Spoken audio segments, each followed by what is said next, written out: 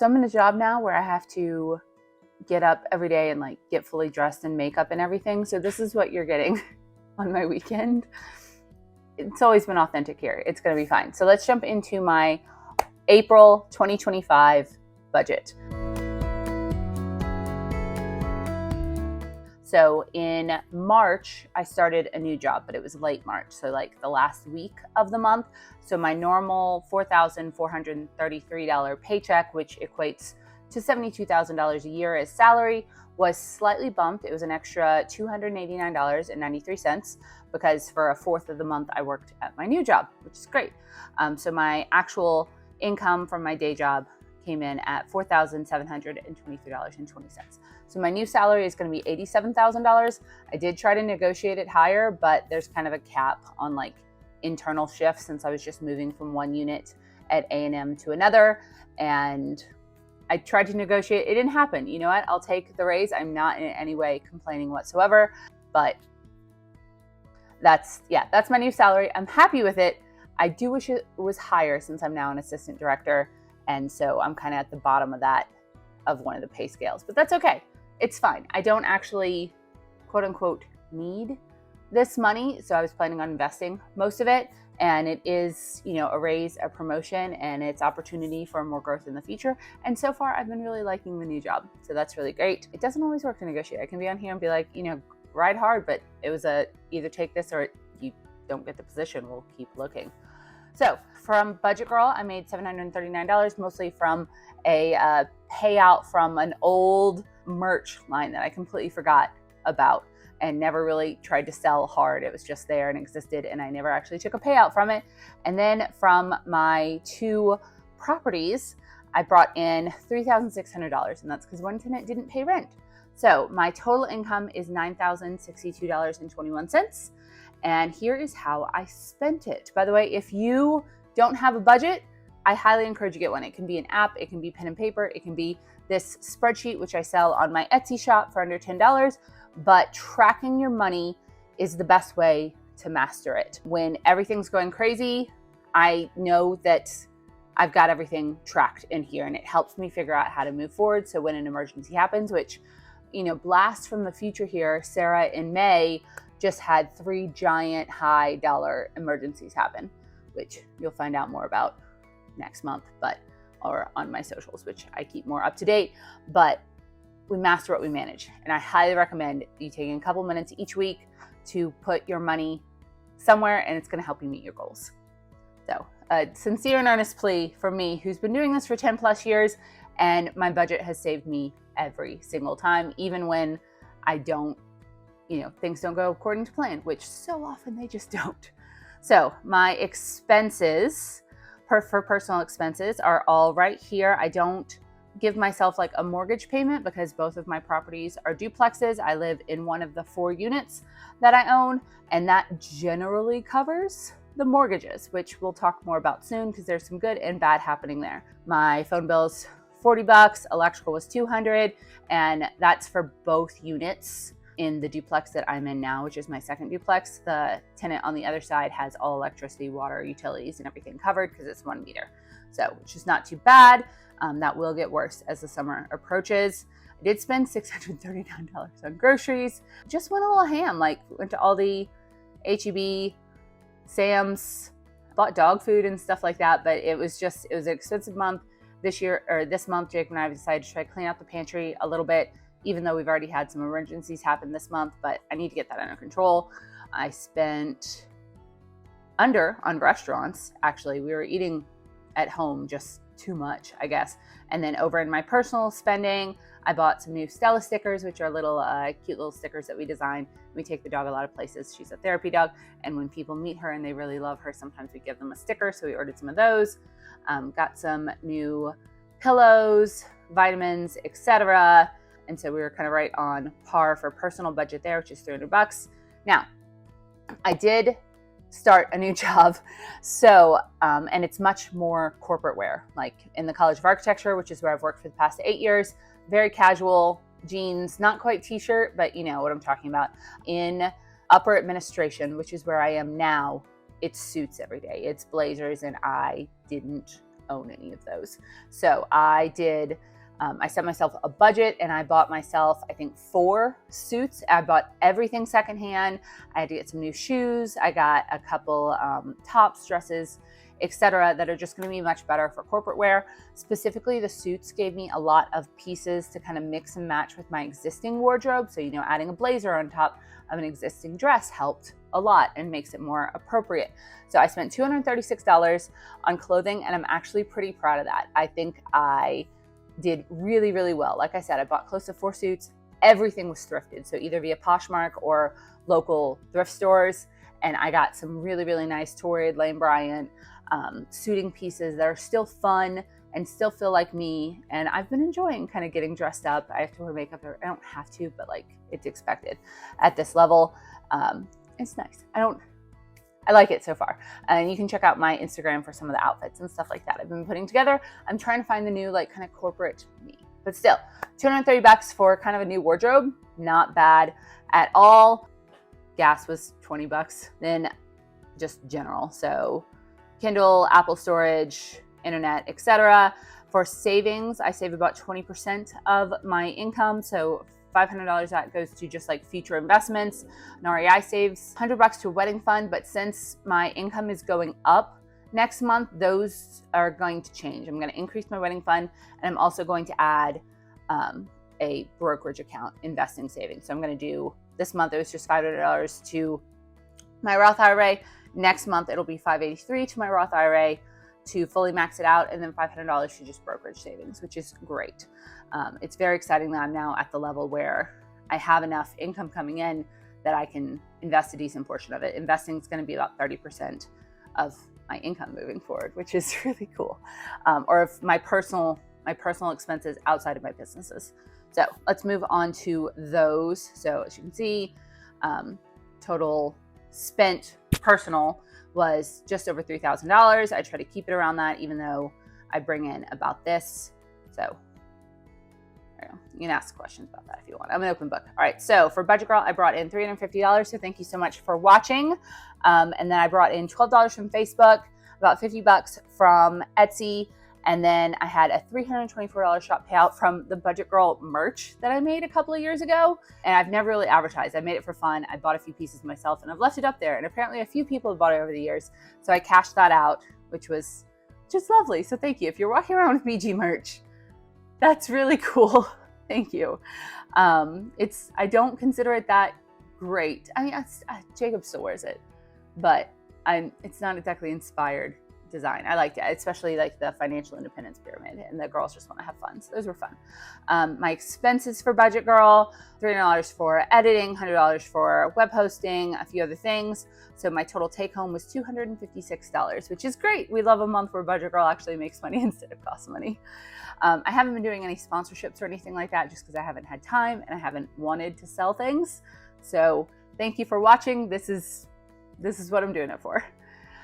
Now onto my properties. Like I said, I have 2 properties, my old duplex, which I rent both sides out of, and the duplex that I'm currently in now, which I live in one side and rent out the other side of, and Jacob also pays rent. And I have a whole video on that below, but we're very happy with the arrangement. We're not married yet, so he pays rent and he has a lease. That's the way it goes. So one of my tenants did not pay at my old duplex last month. They had some health issues within their family. So I gave them an extension until the end of the month. They still haven't paid. It's well into the next month now. They still haven't paid. I'm having to kind of push that back, but this is one of the things that happens. Sometimes tenants don't pay. I'm trying to be as accommodating as possible to their circumstances, but at the same time, they can't just live there for free. So, but one good thing that did happen this month is that my mortgage went down for this property. For the last year, I've been paying $2,500 a month for the mortgage, and that's because I was being overcharged for property taxes. I tried to tell them this a year ago when they updated my thing, and it suddenly went from like $1,700 to $2,500, and they were just like, So they reassessed it this year. They sent me a check for $5,000 because I had overpaid that much over the past year, and my new mortgage payment going forward again is closer to $1,700, which is great because my tenants pay $1,550 each when they pay, which means that gives me finally some breathing room for capital expenditures, repairs, maintenance, etc. And that happens. A couple of days ago, my other tenant called, said, hey, there's water leaking from the ceiling.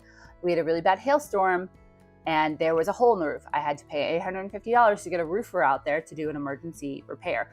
So, and I was very fortunate that there wasn't any like internal mitigation or anything worse that happened. So I have to have that money there saving in a pot, and also just to cover the expenses, vacancies, etc. So even though one of my tenants didn't pay this month, and hopefully she'll pay that back, I still was only out essentially $145 this month when one didn't pay. So that's kind of where I want to be. I know a lot of people are very anti-landlord, you charge too much, but this is kind of where that property needs to be, where I'm making, at least 30% on a monthly basis so that I can stock that for when there are issues that need to happen, maintenance, etc. And I'm about to have AC systems checked, cleaned, everything like that. That'll cost money, get the pest control out there for summer. So I keep my units in incredibly great condition. The moment somebody calls on something, I am there, I'm getting it fixed. I don't want anything to ever sit.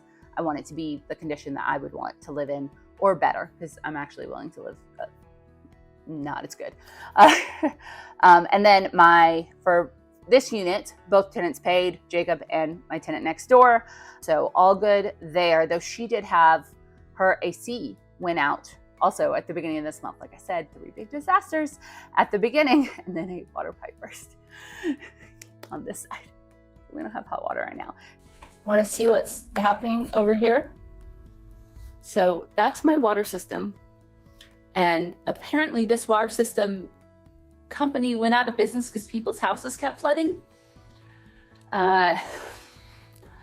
It's real bad. You can't really get parts for it. It's called the Mana Block system.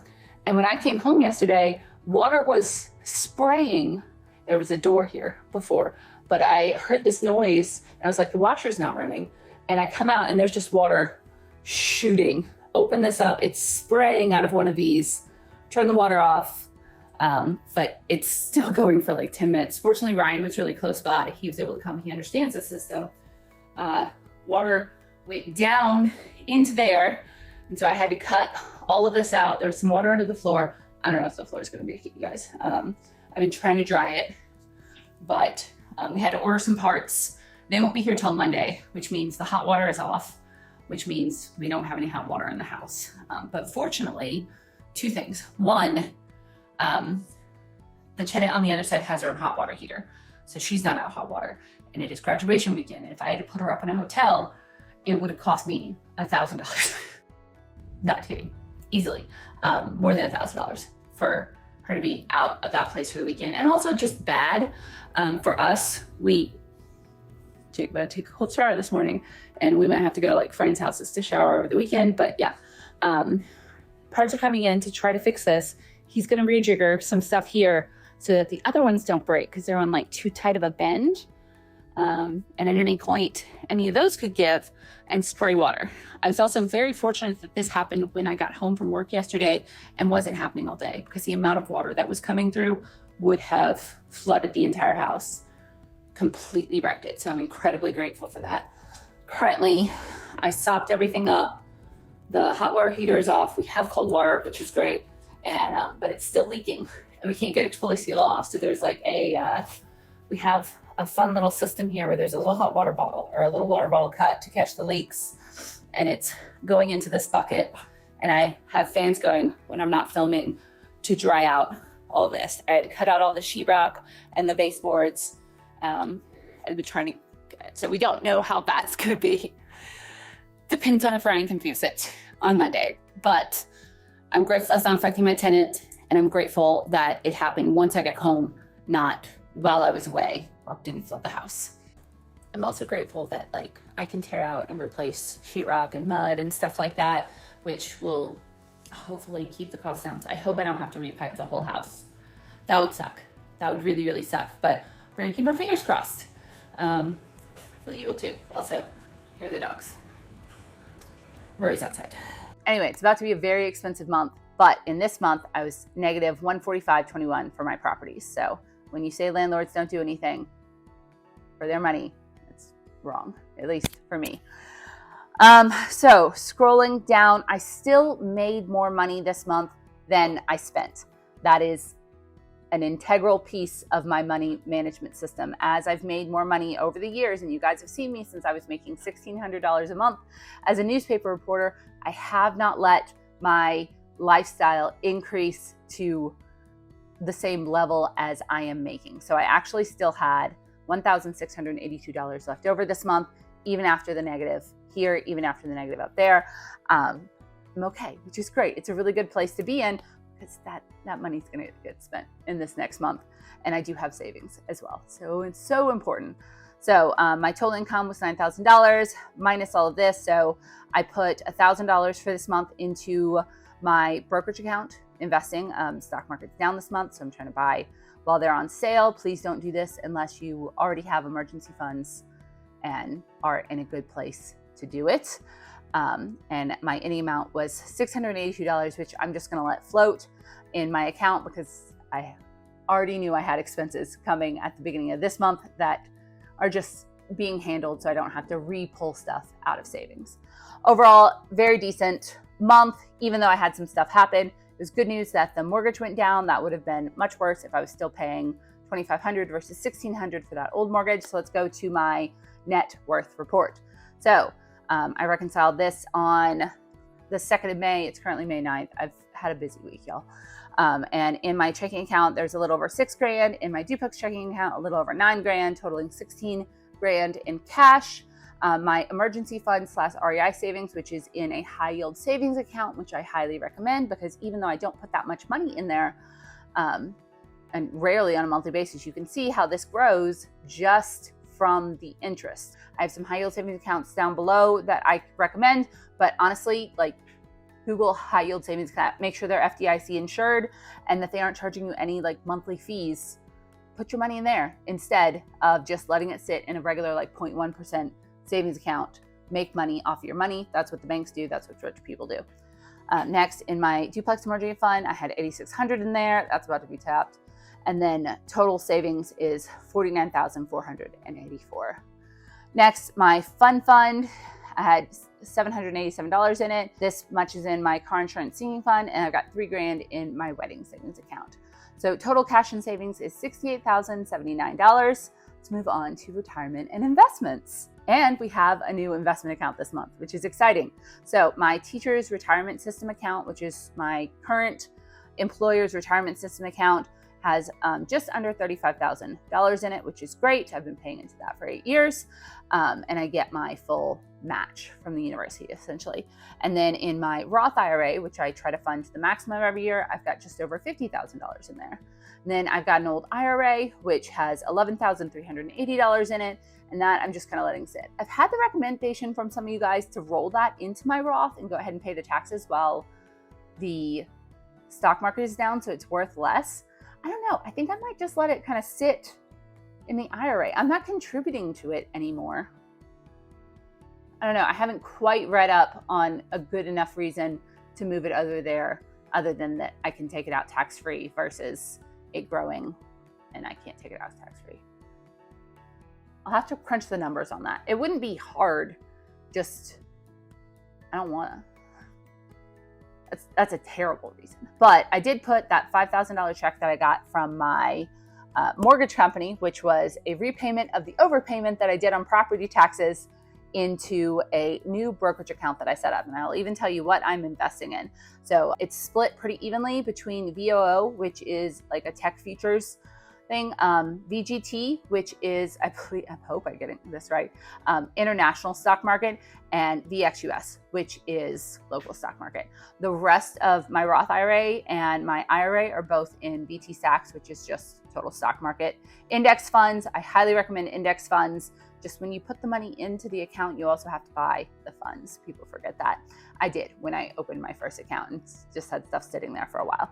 So I put the $5,000 in and it already grew to 413 or 5,413 because, like I said, the stock market was really, really low and it's starting to recover a little bit, but who knows? It might drop again. Don't panic. Don't sell. As you can see here, it dropped last month and then I invested and it's recovered just a little bit. The stock market has always recovered, and if it doesn't, we have bigger problems. So, but once again, don't do this unless you have emergency fund savings, money to get you month to month. This is kind of level 2 or above financial stuff where you're trying to grow wealth for the future, not just keep your head above water. And I know my audience is often very split on that. Of when I started this channel, I was just trying to keep my head above water, and I'm now in the very fortunate position that I have enough resources that I can intentionally try to take advantage of things like a down stock market, invest for the future, buy assets that grow, and then have to deal with assets like my duplex that sometimes cost a ton of money. I can field that now without drowning myself, and I will never not be grateful for that. So, like I said, that's why I do the net worth here. So you can see it grow as a normal person who doesn't make a bazillion dollars, slowly, steadily trying to make good money choices. So my total investments are, this does hit me over 100,000 invested, which was one of my money goals for the year. If you guys have seen my little bingo chart, I wanted to hit over $100,000 invested, and now I do. So that is one more goal to tick off here. So total liquid assets, 169,000. Move on to my property assets. Duplex 1, I'm still estimating is worth about $300,000. My car's worth about $5,000, and this place is worth about $272,000. Though according to the property taxes that I will be fighting this weekend, it's this city, the county, suddenly thinks that this place, which I bought last January for $260,000, is now worth, the city or the county is trying to tell me this place is worth $386,000, which it's not. It hasn't doubled in a year. Crackers. So yeah, they want to charge me taxes on a house that they think is worth almost $400,000, which I paid $260,000 for not long ago at all. So I will be fighting those hard. Those of you who are watching who have tried to fight property taxes understand the insane state that I'm in on that. If I were trying to, even if I couldn't sell the place for $386,000, that's bananas. This is a 3-1 and a 1-1 duplex. They need to calm the hell down. They just hope you won't challenge them, and then they get to charge you. Sorry, tangent. It's been a really long couple of weeks. So property assets, $577,000. Total all assets, $700 and almost $50,000, which is exciting. And then we go into my debts. So on mortgage 1, which is for my old duplex, I owe $204,812. And on this property, I owe $232,850. You can see my interest rates over here, 2.5% at the old place, which I will never get rid of in my life, and 7% here, still waiting on rates to go down, and then I will attempt to refinance. So my total debts are $437,662. And this brings my net worth to $309,175. By the way, thank you so much to several people who pointed out that I had an error in here last month, and I thought I was worse off than I was. I thought I had gone down under 300K net worth, and I hadn't. There was something that just didn't calculate right. So thank you so much for noticing that. That was exciting. So yeah, you can see kind of the steady growth here so far during the first 4 months of the year. I'm happy with that. I'm happy with my savings rate and investing rate. Not happy with what's happening right over there right now, but we will get it fixed. And hopefully I won't have to have my house repiped to the tune of $10,000 to $15,000 and not having water for a week. That would be really, really bad. We shall see. So keep your fingers crossed for me. Thank you so much for watching this slightly manic video where it feels like I'm going off the rails. I will recover. I will be fine. I also cut myself earlier. So thank you so much for watching. Please subscribe if you're not scared off at this point, which I wouldn't blame you at all. You can find my budgets and other videos you might be interested in below. And I really hope that you all are doing well and thriving, not just surviving. Please make a budget and try to keep up with it. It will help you overall, because even though my brain's in like a state, my budget is helping me, at least on that sphere of my life, be like, la, la, la, la, la. It's going to be okay. All right. I will see you guys next time. Love you. Bye.